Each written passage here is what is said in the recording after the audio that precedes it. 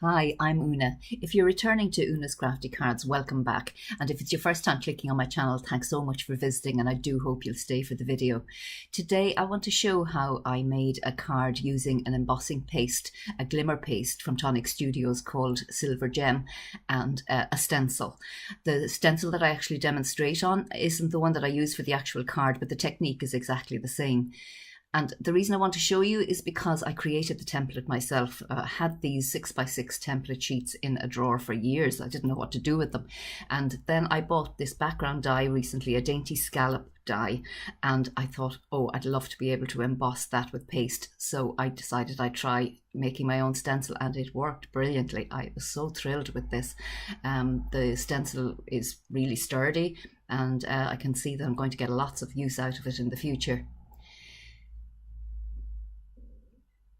I cut a piece of cardstock. It's Nina Solar White Classic Crest cardstock, 80-pound weight, down to 10 by 14 centimeters. And I'm going to work on that as a background. I use a Fiskars trimmer, and the reason I really like this one is because it's got a wire guide and I can know exactly where I'm going to be cutting.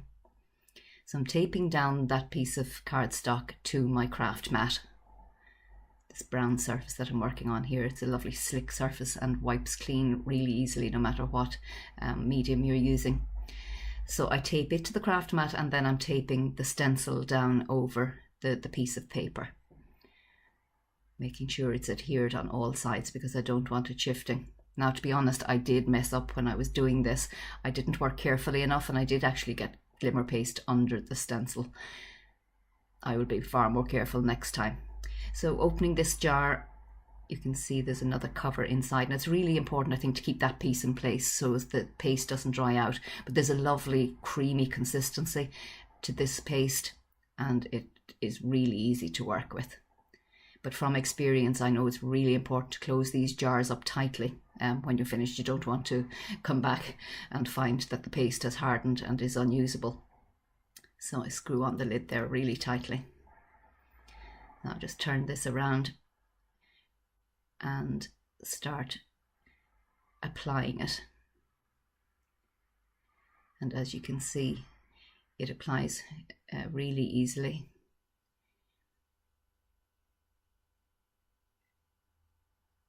I can never think of the name of this tool. I keep thinking of the word spatula, but of course it's not. It's a palette knife. So I'm using the palette knife, and I keep going. And like I say, I wasn't going gently enough, and a couple of times when I moved my hand upwards by mistake instead of downwards all the time. So a good tip is to always go in the one direction, because when I changed direction I actually slipped in under the stencil and made a little bit of a mess. I was able to use it later, it wasn't a total waste, but like I said, I will be more careful in future to paste in one direction.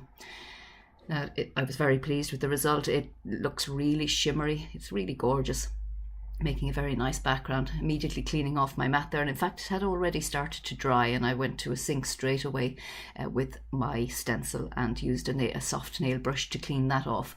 And here's the one that I'm going to be using. I used a Crafter's Workshop stencil, tree stencil, using exactly the same technique, and I was thrilled with the result. Those trees look absolutely gorgeous. I'm sort of pumping the little bird here into my Distress ink pad. I like the effect I get when I do that. I get a kind of a mottled effect, and I really like it. And I use a matching Spectrum Noir marker, a BT2 I think it is. It'll be listed in my tools and products, to fill in the bird. It doesn't interfere with the mottled effect that I like.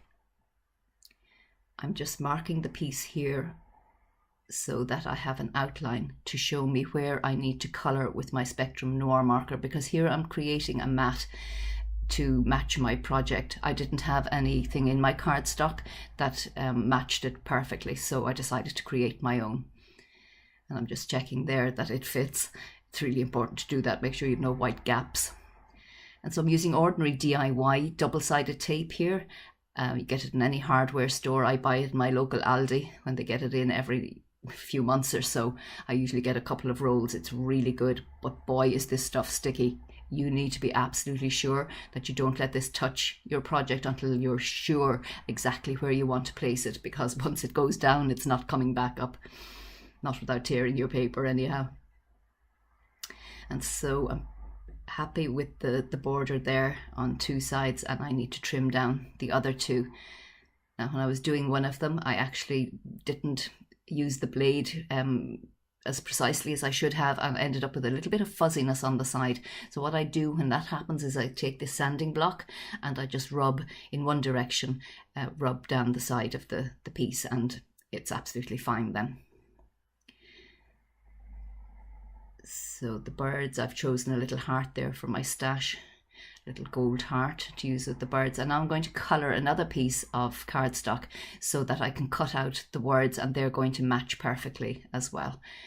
So the word congratulations is first there, and I was showing you there that I'm going to take the words on and your from a wedding die that I have, and this rectangular die is an engagement word die. So I run them through my Cuttlebug and take them out using my piercing tool, poking through the holes, and the words come out easily. This one, like I said, is the word engagement, and the other one is congratulations.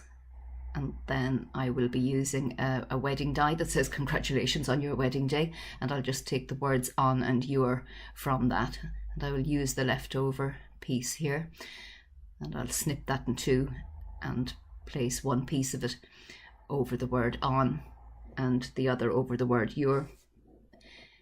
It doesn't harm the die, and it doesn't harm your cutting plates in any way to do this. I love using word dies on a card, and I often find myself going to many various word sets to compose a sentiment. So I run those through my Cuttlebug, and I have all the words I need then, and I'm leaving a space so that I can personalize it for the couple who will eventually receive this card. Using the Quilt Creations bottle with the fine nozzle tip, I apply glue to the back of the word, and using the tweezers to hold it while I'm gluing it and then to place it on the card is a very handy way to do that. So I do the same with all the words. Here I'm taking off excess glue that came out of the bottle while I was putting dots of glue on the word engagement.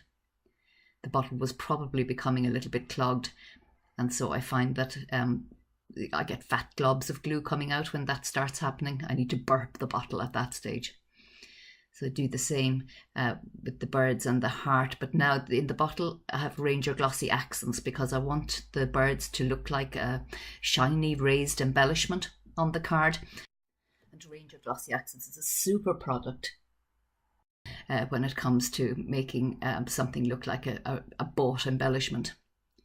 The sentiment is from this My Favorite Things set.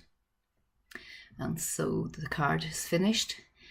I really like the front of it. Those trees are just super glossy, super shiny, and love always wins was the sentiment I chose, and then I stamped engagement on the back of the card with my web address on the bottom. And so the card was finished. I really hope you enjoyed watching this video and that you'll come back again to Una's Crafty Cards. I would be delighted if you would subscribe to my YouTube channel.